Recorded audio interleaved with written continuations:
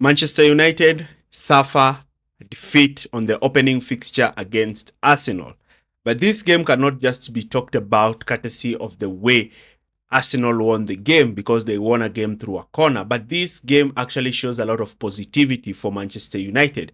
And I just want to share some stats here with you. Now, when you look at this, what you notice is that you can see the average position of Manchester United players. And what you notice clearly is the way Manchester United players were looking to exploit the wide areas in particular. You can see even the positions of their centre backs and how they look to play in midfield. While when you look at Arsenal's position, it's quite balanced. You can see there's a lot of concentration of players through the middle, signifying how Arteta in particular wanted much more control in midfield.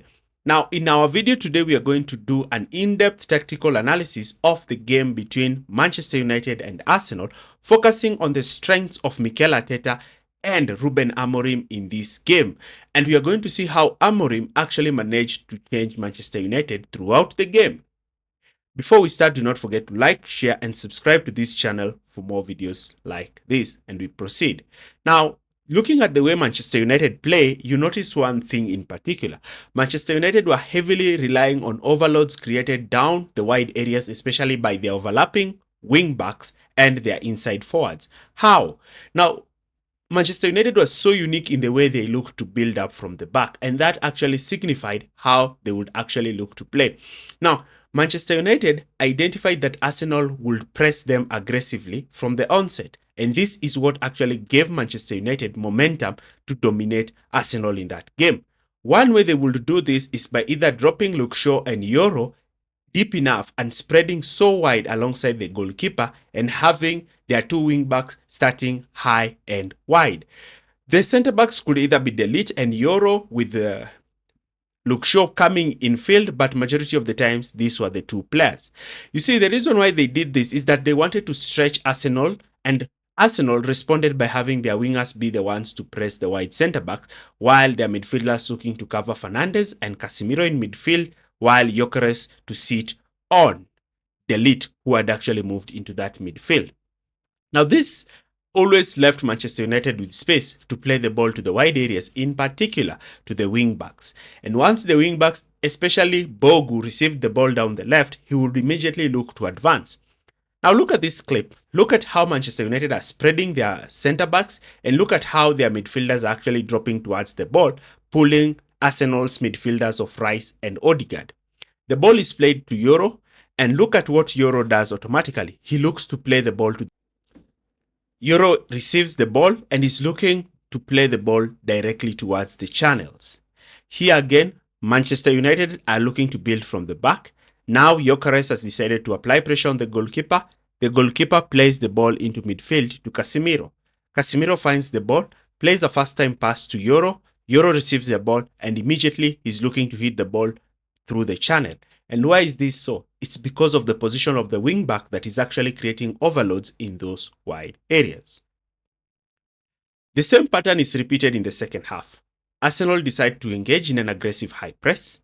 Manchester United's goalkeeper did an excellent job during build-up by looking to find players in between the lines. This time, the ball is played towards Fernandes, and now you can see what is happening. Cunha is looking to make that run. Mbeumo is already looking to make that run. Bogu has already looked to make that run. Here again, Arsenal again are moving to press, and now Manchester United's goalkeeper is able to play a simple ball over the top to Diego Dalot. And because of this, what we noticed is that Arsenal kept getting dragged out of position because of Manchester United's overload. And Manchester United made the pitch so wide that it became so difficult for Arsenal to defend. And once Manchester United pivots got onto the ball, their first instinct was always to shift the ball out wide, trying to spread Arsenal's backline. And the pattern kept on happening time and time again, as Ruben Amorim's wingbacks always caused all sorts of issues to Arsenal's fullbacks. And even when forwards will drop deep, such as Cunha and Mbeumo, what you'll realize is that they will be dragging centre backs out of position, leaving a lot of space in behind. Now, Mikel Arteta, being a very good manager, understood this scenario. So he decided that he might use his wingers to track Manchester United's wing backs. And now this further freed Manchester United centre backs, who will now carry the ball in field, looking to progress with the ball directly. And this might now draw the Arsenal's midfielder to actually stop them, allowing players such as Bruno Fernandes in particular to receive the ball and actually look to create threatening positions against Arsenal. Here we see Bruno Fernandes receiving the ball and looking to play the ball onto the runs of Mbeumo. And this is something that Manchester United did effectively. So impressed with Bruno throughout the game. Here again, the ball is played. Look at the position of Bruno, who receives the ball and is able to shift the ball onto Casemiro. And this all happens because Manchester United's centre-backs are now free to progress with the ball. Manchester United's goalkeeper also realized that if the centre-backs were being covered, he was the only free man. And you started to see players such as Mason Mount dropping deep from the attacking line to receive the ball, knowing very well that their position will be filled with the fullbacks. But one thing I liked the most about Manchester United is the runs that Mbeumo kept on making. Mbeumo kept on making these out-to-in runs that constantly gave a lot of problems to Calafiori. And when Fernandes received the ball, his main aim was always to look to play the ball over the top of Arsenal's defense line.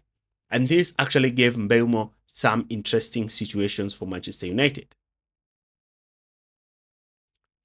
Another thing that we realized about this system is the way Arsenal looked to even go aggressively by having their wingers to cover the Manchester United's wingbacks.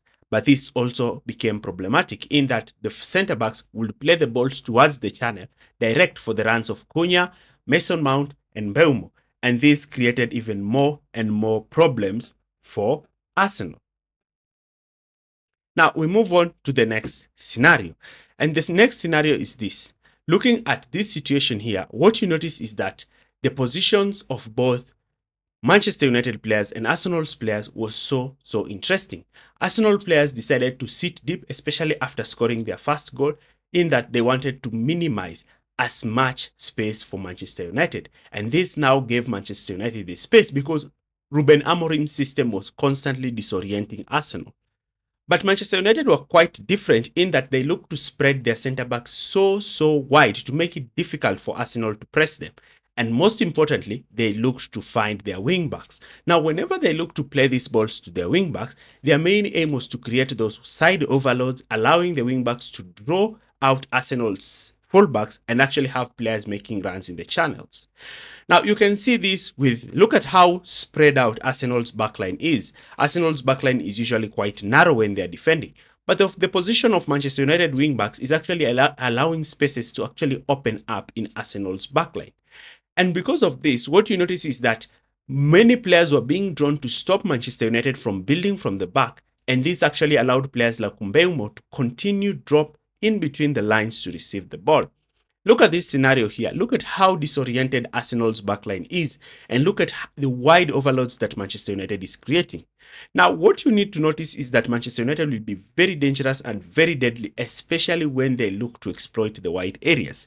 People need to be very cautious on how they're going to deal with elite inside forwards such as Mbeumo and Cunha, who are playing for Manchester United, and how Manchester United might have actually solved their attacking issue.